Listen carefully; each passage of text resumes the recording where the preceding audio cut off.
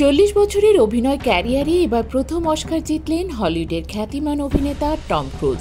40 বছরের বর্ণাঢ্য চলচ্চিত্র জীবন, সিনেমাটিক স্টান্ট, বড় পর্দায় দর্শক ধরে রাখা ও অ্যাকশনধর্মী ছবির ধারায় অসাধারণ অবদানের স্বীকৃতি হিসেবে তাকে এই সম্মাননা দেয়া হয়েছে।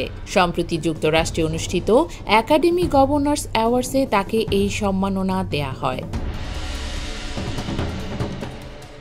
অনারারি অস্কার সাধারণত প্রতিযোগিতামূলক অস্কারের মতো কোনো নির্দিষ্ট বছরে নির্দিষ্ট একটি চলচ্চিত্রের জন্য দেয়া হয় না, বরং এটি দেয়া হয় সেই সব ব্যক্তিদের যারা তাদের পুরো ক্যারিয়ারে চলচ্চিত্র শিল্পে অসামান্য অবদান রেখেছেন।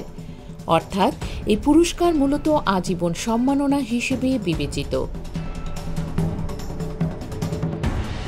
অনেকেই ভাবছেন টম ক্রুজ হয়তো তার দীর্ঘ ক্যারিয়ারে বহু অস্কার পেয়েছেন, কিন্তু বিষয়টি ঠিক বিপরীত। তিনি born on the 4th of July, Jerry Maguire, Magnolia এবং টপ গান ম্যাভরিকের জন্য মোট 4 বার অস্কারে মনোনীত হয়েছিলেন, কিন্তু কখনোই জিততে পারেননি এই খেতাব। তাই এই অনারারি অস্কারই তার হাতে ওঠা প্রথম অস্কার।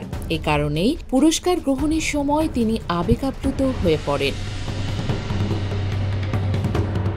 টম ক্রুজের জন্ম 1962 সালে নিউ ইয়র্কে। শৈশবে কঠিন জীবন আর পড়াশোনার পাশাপাশি নাটকে আগ্রহই তাকে অভিনয়ের দিকে নিয়ে আসে। 1980-র দশকে রিস্কি বিজনেস ও টপ গান ছবিগুলো তাকে আন্তর্জাতিক খ্যাতি এনে দেয়। এরপর একের পর এক ব্লকবাস্টার, বিশেষ করে মিশন ইম্পসিবল ফ্র্যাঞ্চাইজি তাকে অ্যাকশন ছবির কিংবদন্তি করে তোলে।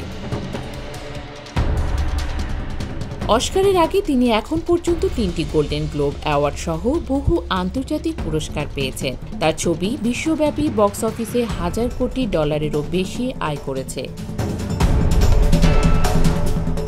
টম ক্রুজকে শুধু অভিনেতা নয়, বরং চলচ্চিত্র শিল্পে এক বিশেষ ঘটনা বলা যায়।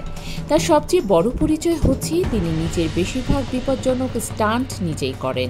মিশন ইম্পসিবল সিরিজে বিমানের দরজায় ঝুলে থাকা, উঁচু ভবন থেকে ওঠা বা যুদ্ধ বিমানে ঝুলে শুট করার দৃশ্যগুলো তার দুঃসাহসিক মনোভাবই প্রমাণ করে।